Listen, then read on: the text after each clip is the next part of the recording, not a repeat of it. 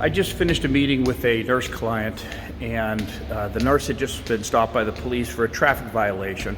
And during the traffic stop, the nurse was asked by the police, "Have you been drinking?" Well, the nurse answered yes, and then she was tested and arrested for DUI. So the point of this video is a couple of things. Number one, the police should not be asking you if you've been drinking. Why? Because you have a constitutional right, I have a constitutional right, not to incriminate ourselves.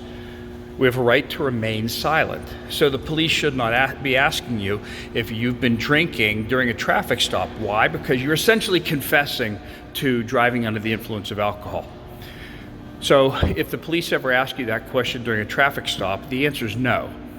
If police have other independent evidence that you either have been drinking or may be under the influence, such as an open container or slurred speech or bloodshot glassy eyes or an odor of alcohol, then the police can continue to test you and then eventually arrest you for DUI. They do not need to ask you if you've been drinking, which is essentially asking you to incriminate yourself. The Board of Nursing will always investigate every DUI. Why? Because that implicates a potential alcohol impairment. So not only will you get in trouble for the DUI, you're also going to get in trouble with the board, and you're going to need to hire a lawyer for both things. You can hire one lawyer to do both, or you can hire two lawyers.